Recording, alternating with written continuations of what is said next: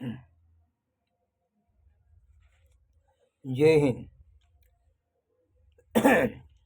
एक आपको मैं महत्व की बात कहना चाहता हूँ कि हमारे डूंगरपुर के अंदर रहने वाली एक ममता कटारा, जो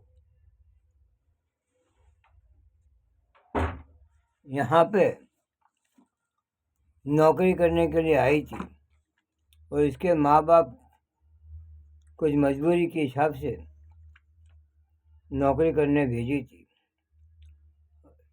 अहमदाबाद में नौकरी रखाने वाला विवेकानगर चौक, मेमनगर, अहमदाबाद, 4 रस्ते के पास बड़ा बिल्डिंग है। उसके पास ऑफिस है और ऑफिस का नाम, नंबर, सब कुछ अर्जी के अंदर दिया हुआ है। और वो लड़की उस ऑफिस के अंदर लड़कियों को नौकरी दिलवाने के बहाने कहीं दुरुपयोग किया जाता है। लड़कियों को पहले ऑफिस में बुलाता है, लड़कियों की कद मापता है और कद मापने के बाद उसको ये लगता है कि ये लड़की अपने फेवर में आ जाएगी। ऐसी लड़कियों को फिर वो अपने घर पे लाता है। घर कहाँ है उसका? चाणक्यपुरी सेक्टर 3 के बाजू में सिल्वर पेल बिल्डिंग। उस व्यक्ति का नाम है विमल परमार, जो सोशल मीडिया पे एकदम एक्टिव है। आज की तारीख में लोग नौकरी धंधा करते फिर भी 50 लाख की गाड़ी लेके नहीं घूमते हैं। उसके पास 50-50 लाख की गाड़ियाँ 2-4 हैं और अन्य करोड़ों रुपया उसके पास है। वो कहता है, हमने तो नहीं देखा, लेकिन वो कहता है कि करोड़ों रुपये के अंदर चलने वाला आदमी में किसी का पैसा थोड़ी खाऊंगा। तो तू करोड़ों रुपया कमाया कहाँ? कौन सी तेरी ऐसी फैक्ट्रियाँ चलती थे तूने करोड़ों रुपया कमाया? इन लड़कियों को अपने घर पे ले जाके बाथरूम में ऐसा गुप्त कैमरा लगाया हुआ है कि वो लड़की नहाने धोने जाती तो पूरा सिस्टम कैमरे में आ जाता है। उस कैमरे द्वारा लड़कियों को मजबूर करता है। अगर मेरा कहना नहीं मानोगे तो आपको मैं सोशल मीडिया पे दे दूंगा, आपकी इज्जत जाएगी, तुम्हारे माँ बाप की इज्जत जाएगी। कहीं लड़कियां इसी मजबूरी की बहाने वो कुछ भी करवाता था, लेकिन पुलिस केस कर नहीं पाती थी। क्यों? वो मजबूर थी।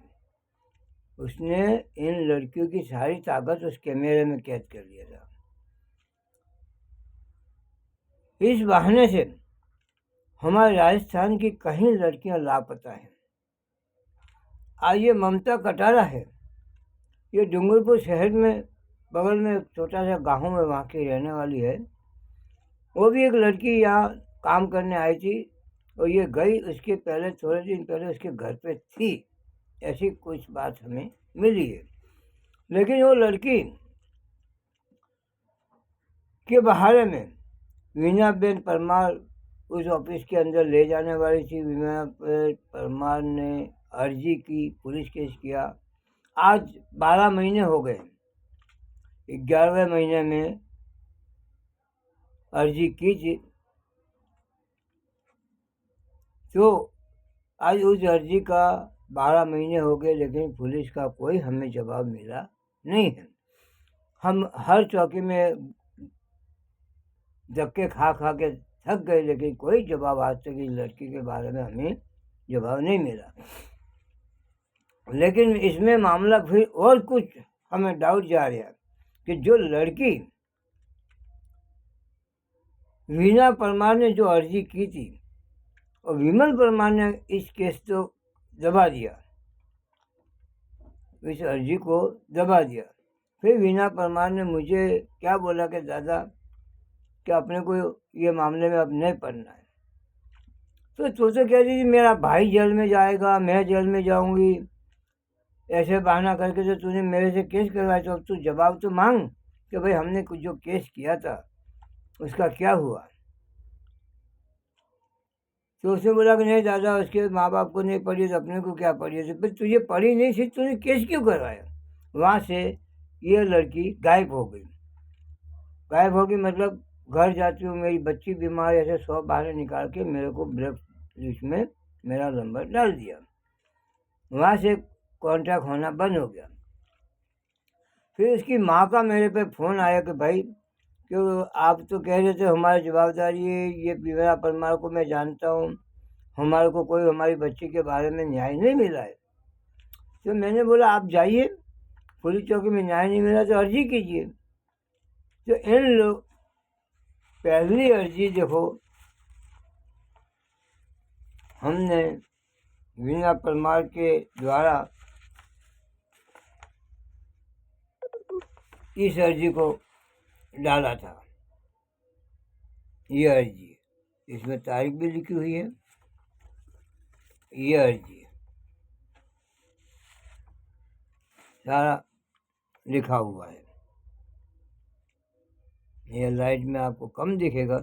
ये पहली अर्जी है वीना परमार की दी हुई, और दूसरी अर्जी हमारे पास आई है उसकी माँ के द्वारा। ये अर्जी 1 महीना हो गया। आज 7 तारीख का मैं वीडियो बना रहा हूँ। ये अर्जी हमने 1 महीने पहले इन लोगों ने दी है, तो देख लीजिए। ये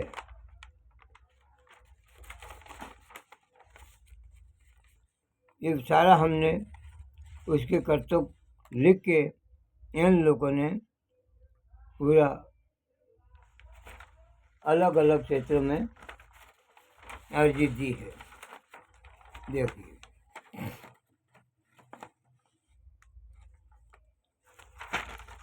ये लास्ट पेज पे कोई बाकी नहीं रखा है।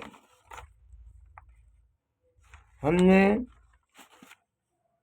गुजरात हाई कोर्ट मैन अध्यक्ष साहब को ये अर्जी दी है 2 बार, एक पहले भी वीना परमार के द्वारा और ये उसकी माँ का द्वारा 2 अर्जी दी है, लेकिन आज तक हमें कोई जवाब नहीं मिला है।